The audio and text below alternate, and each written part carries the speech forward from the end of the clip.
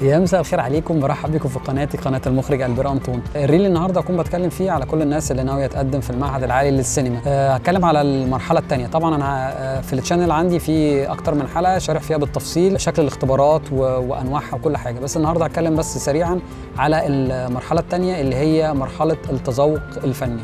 التذوق الفني هيعرض لكم فيلم ايا كان التخصص بتاعك، وهتبتدي تحلل كل العناصر اللي في الفيلم، يعني اللغه السينمائيه زي ما بنقول، وهتبتدي تسترس او تاكد على التخصص بتاعك. يعني انت لو تصوير هتتكلم على كل الحاجات، وخصوصا زوايا الكاميرا، الكادرات، الالوان، الحاجات اللي زي كده.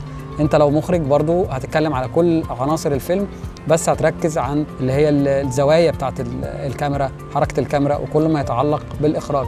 وهكذا لو انت سيناريست، لو انت ديكور برضو هتتكلم عن الديكور، وهكذا. فاحنا نخلي بالنا من نقطه مهمه جدا، انت لازم تكون قاري كويس وفاهم يعني ايه لغه سينمائيه.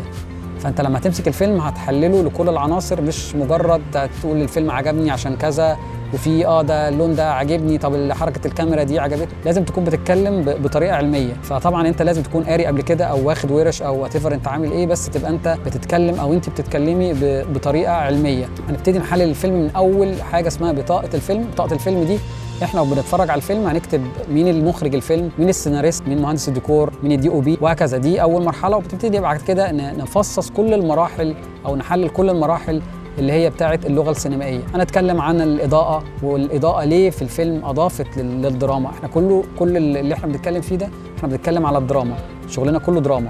فاحنا هنتكلم الاضاءه عملت ايه في الدراما، عبرت عن الدراما ولا لا، الصوره عبرت على ايه، حركه الكاميرا، السيناريو، اداء الممثلين نفسه، هل كله ده ساعد في الدراما توصل المعنى المطلوب. فنركز قوي في النقطة دي. هنحلل كل العناصر وازاي ان العناصر دي قدرت توصل معنى معين او قدرت تدعم الدراما. يعني مش هنتكلم اعتباطا، لا، هنتكلم ان احنا ناس فاهمين ان كل عنصر من العناصر دي او عناصر اللغة السينمائية قدرت توصل لنا معنى معين.